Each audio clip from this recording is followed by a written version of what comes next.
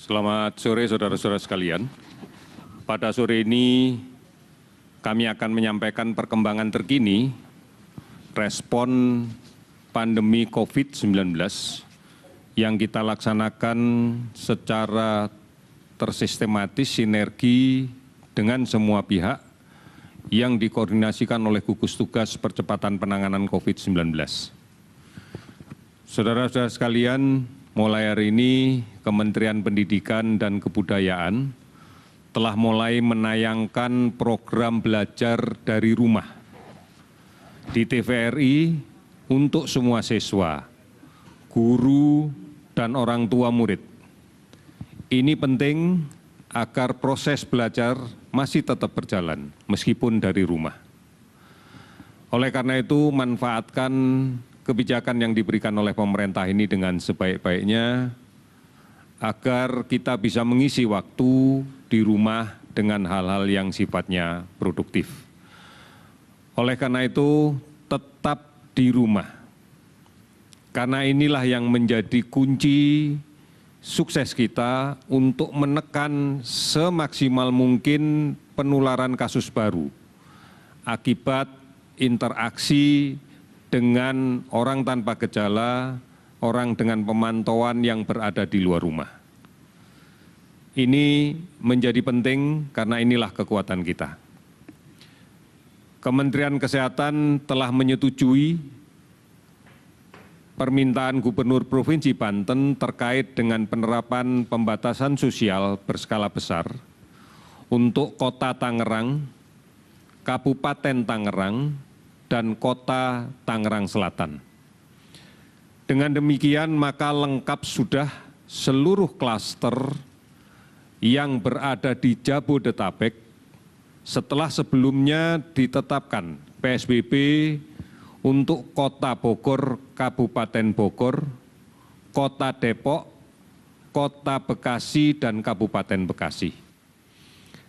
Yang sebelumnya didahului oleh pembatasan skala besar untuk pembatasan sosial berskala besar untuk DKI Jakarta.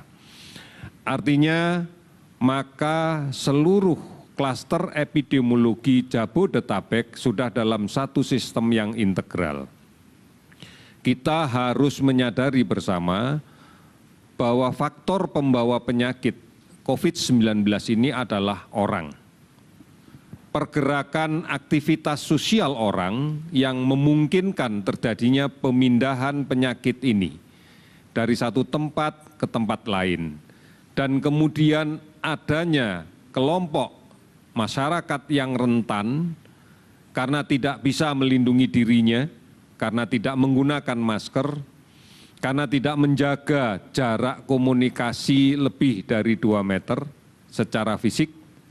Inilah yang kemudian memberikan ruang besar bagi terjadinya penularan-penularan di luar rumah sakit.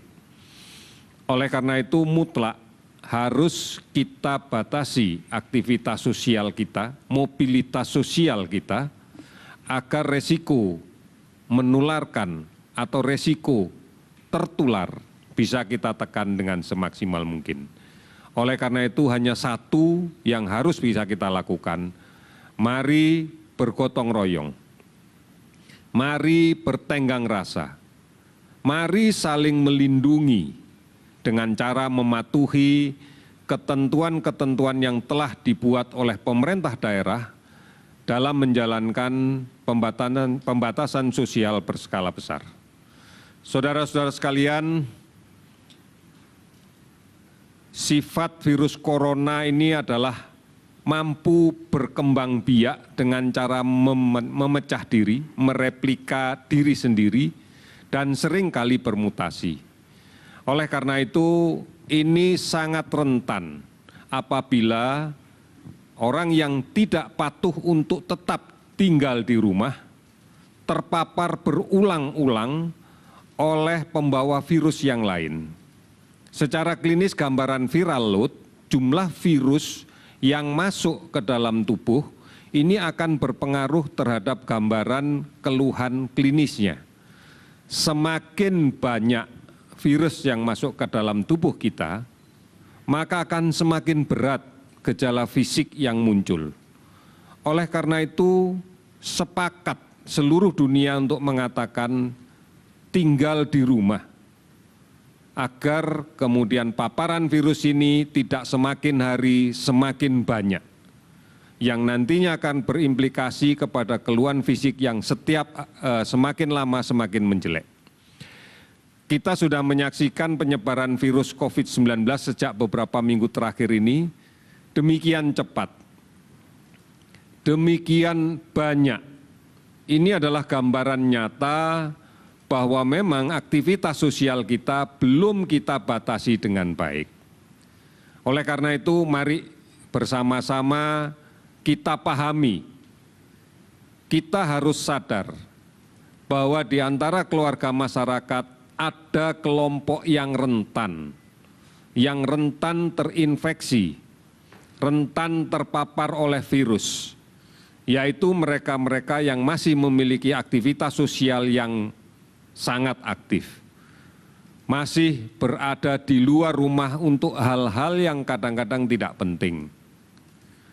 Akibatnya, maka akan terpapar oleh banyak sekali virus yang dibawa oleh orang lain yang kita tidak tahu apakah mereka dalam kondisi sakit atau tidak. Karena gambaran pada orang tanpa gejala sudah dipastikan tidak akan ada keluhan apa-apa. Padahal di dalam tubuhnya sudah ada virus. Atau orang dengan keluhan yang ringan sehingga tidak diinterpretasikan sebagai sakit. Apabila ini kemudian mengenai para lansia, para orang-orang tua yang disertai penyakit-penyakit bawaan sebelumnya, pada kasus hipertensi, pada kasus diabetes, maka akan dengan cepat kondisinya akan menjadi memburuk dan inilah yang nanti berkontribusi tinggi terhadap penyebab kematian. Oleh karena itu, mari kita lindungi mereka. Mari kita lindungi siapapun yang rentan. Dengan cara jangan keluar rumah, tetap di rumah saja. Manakala memang ada sesuatu yang penting yang tidak bisa ditinggalkan dan harus keluar dari rumah, gunakan masker dan batasi di luar rumah. Secepatnya kembali kalau memang sudah tidak ada lagi yang harus dilakukan di luar rumah. Oleh karena itu, imunitas seseorang tentunya akan sangat menentukan berat ringannya gejala yang muncul, termasuk rentan tidaknya seseorang untuk mendapatkan infeksi virus ini. Istirahat yang cukup, makanan yang bergizi, sabar, tenang, istirahat, olahraga yang teratur, dan tidak panik. Ini menjadi kunci untuk kita semua. Gunakan masker. Jangan menyentuh mata, mulut, hidung sebelum kita mencuci tangan sampai bersih. Cuci tangan dengan menggunakan sabun, dengan air yang mengalir. Saudara-saudara, kinerja yang kita lakukan sampai dengan saat ini sudah lebih dari 27.000 sampel, 27.000 penduduk yang kita periksa untuk PCR real time dari 186 kabupaten kota yang terindikasi ditemukan kasus. Lebih dari 70 laboratorium sudah kita aktifkan di seluruh Indonesia, artinya bahwa akses untuk layanan pemeriksaan PCR real time sudah lebih merata lagi di seluruh wilayah tanah air.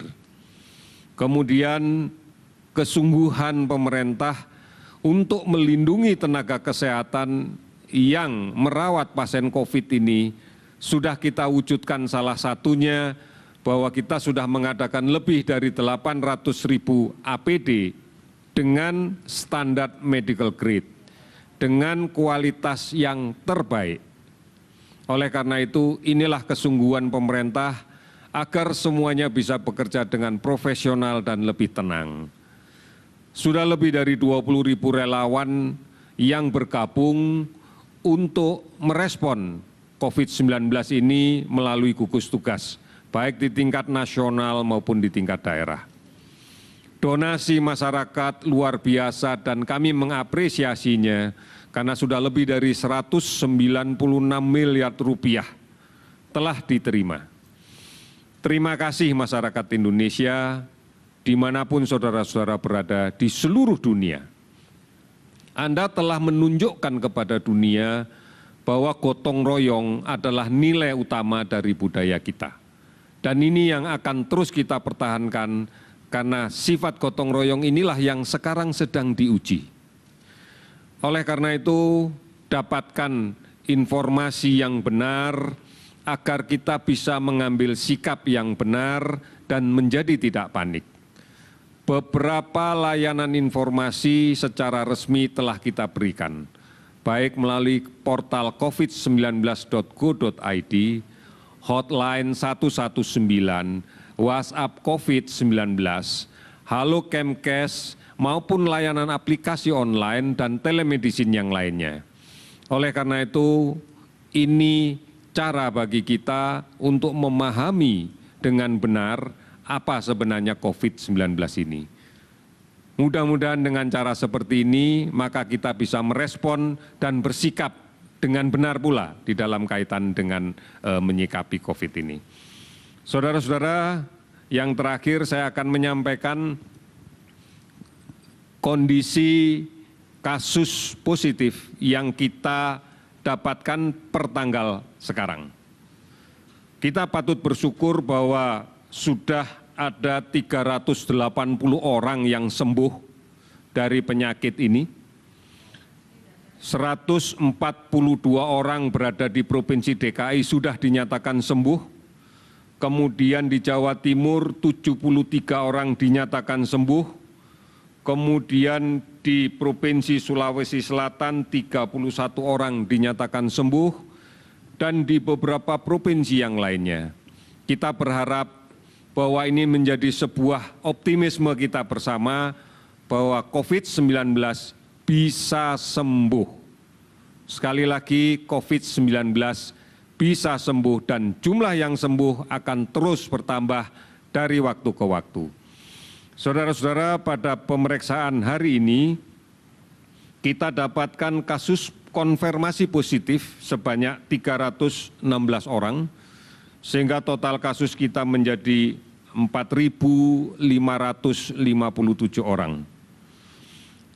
Yang menjadi sembuh sudah ada 380 orang. Yang terpaksa harus meninggal pada hari ini, terhitung dari kemarin ada 26 orang, sehingga totalnya menjadi 399 orang. Sebagian besar dari yang meninggal ini terutama pada kelompok usia di atas 50 tahun dan memiliki penyakit-penyakit komorbid, penyakit-penyakit sebelumnya. Di antaranya dari data yang kami miliki terbanyak adalah penyakit tekanan darah tinggi yang sudah bertahun-tahun, penyakit diabetes, kencing manis yang sudah berjalan bertahun-tahun, dan beberapa dengan penyakit-penyakit paru-paru yang kronis, semisal asma, bronkitis, dan TBC. Oleh karena itu, mari optimisme kita gali bersama, kita bangkitkan bersama. Penyebaran masih terjadi. Oleh karena itu, pembatasan sosial berskala besar adalah kebijakan pemerintah yang harus dipatuhi. Bukan hanya untuk diketahui, tetapi harus dijalankan dan dipatuhi. Insya Allah bulan Ramadan sebentar lagi akan masuk, akan kita hadapi. Oleh karena itu, mari kita bersama-sama dengan doa yang tulus untuk kita bisa menjaga kondisi kita tetap sehat dan kemudian kita bisa menghadapi permasalahan ini dengan baik. Oleh karena itu, tidak henti-hentinya kami untuk mengingatkan kunci keberhasilan penanggulangan COVID-19 kita adalah berbasis kepada kekuatan masyarakat semuanya. Kekuatan masyarakat untuk saling disiplin, patuh, mengingatkan satu sama yang lain, bergotong royong agar tetap berada di rumah, menjaga jarak yang aman pada saat melakukan komunikasi sosial secara fisik.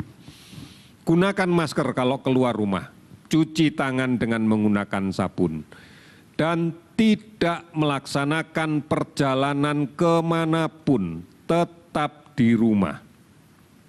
Bepergian kemanapun akan mendatangkan resiko yang besar.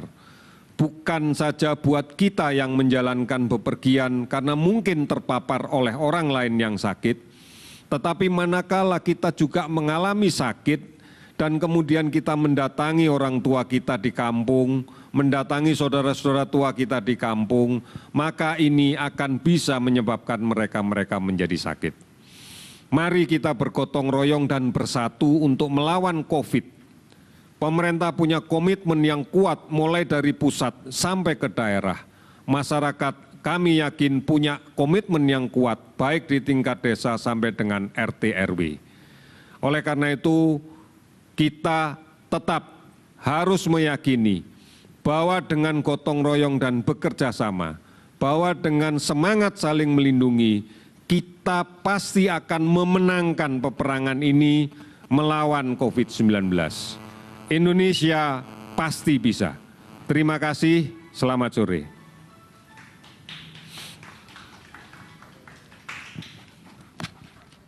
Ya, baru saja kita ikuti press conference harian yang dipimpin langsung oleh Ahmad Yuryanto. Namun tadi sebelumnya ada Menteri PUPR Basuki Hadimulyono yang memberikan pemaparan terkait dengan realokasi dan juga refocusing dari anggaran dari Kementerian PUPR di tahun 2020 sejumlah 120 triliun yang dialokasikan untuk penanganan COVID-19 sebesar 36,19 triliun. Anggaran ini diperoleh beberapa dari optimalisasi kegiatan non-fisik yang masih bisa ditunda dan juga dihemat, lalu juga terkait dari penghematan alokasi perjalanan dinas. Dan tadi dikatakan oleh Pak Basuki bahwa alokasi ini utamanya akan diutamakan untuk refocusing observasi rumah sakit sementara di Pulau Galang, lalu juga renovasi untuk Wisma Atlet, untuk pembelian alat pendukung lain dan juga percepatan pelaksanaan padat karya tunai di pedesaan untuk mempertahankan daya beli masyarakat desa.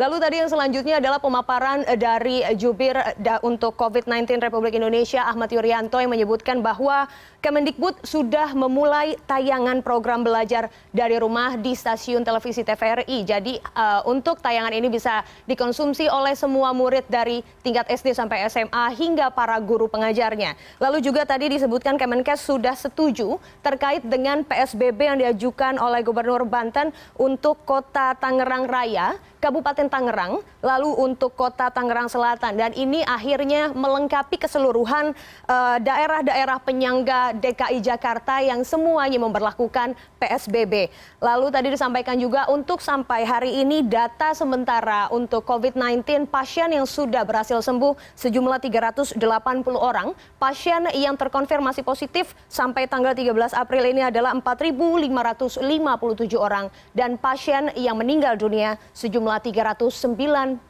orang. Di akhir, Ahmad Yuryanto kembali memberikan pesan kepada masyarakat untuk tetap di rumah dan mengindahkan semua peraturan pemerintah, dan ia juga menyampaikan rasa terima kasih pemerintah Indonesia untuk semua masyarakat karena mengindahkan imbauan yang sudah diberikan.